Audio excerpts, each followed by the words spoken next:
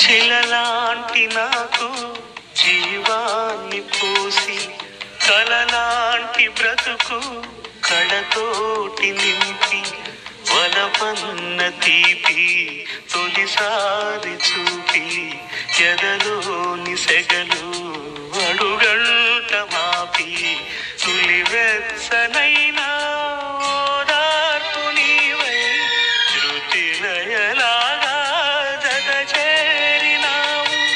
నువ్వులేని నన్ను హింసలేను, నా వేదనంతా నివేదించలేను. అమరం అఖిలం మన ప్రేమ